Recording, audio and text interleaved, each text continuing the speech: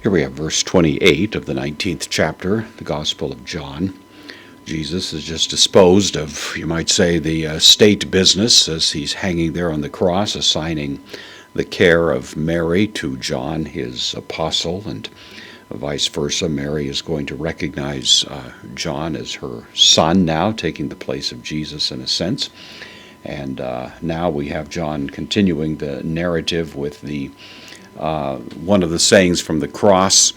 Interestingly, not mentioned by others. John is obviously writing to supplement what was in the synoptic narrative, and so he'll skip over a fair amount of what we might otherwise deem to be important, but he sees himself as filling in the blanks, you might say. And so at this point, he gives us this additional word from the cross, and it comes in verse 28. So meta, preposition, can take the genitive or the accusative. Here it's the accusative, meaning after, so the accusative demonstrative pronoun.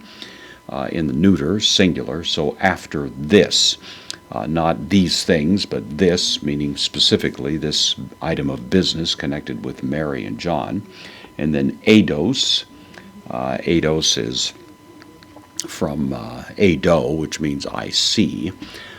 And it usually has a metaphorical idea to it of seeing in the sense of understanding. So this is the participle here. It's the perfect active participle. It's in the masculine singular nominative, so it means Jesus knew and continued to know. The perfect conveys that idea. The nominative participle is referring back to the subject, which is identified here as ho Jesus. So Jesus knowing after this. Hoti, conjunction can mean that or because. Here it means that. Context determines. Knowing that ade, an indeclinable adverb. It means already. And so Jesus knowing that already, panta, this is an adjective. When it's left substantively, as it is here, then it means all things. It's the neuter plural. It's in the accusative.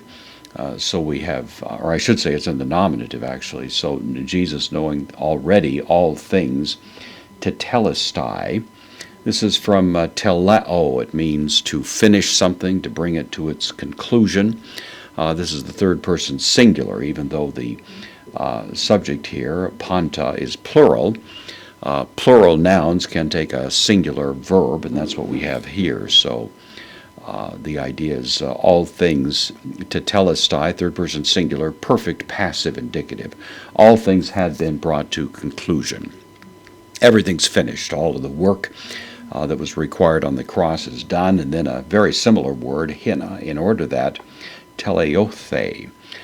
This is from teleoo, a contract verb, and it means similarly to be brought to perfection or brought to conclusion or to fulfill something. This again is the third person singular, aorist, passive subjunctive. The word hina takes the subjunctive, so in order that it might be fulfilled, it might be brought to its completion, as if making a subtle distinction between what has actually transpired on the cross and now referring back to what is found in the Old Testament, referring here to hagraphe, the Scripture. So in order that the Scripture might be fulfilled or brought to its completion, lege, third person singular, present active indicative of lego, I say. So he says, and then dipso means I thirst. It's in the first person singular, present active indicative, I thirst.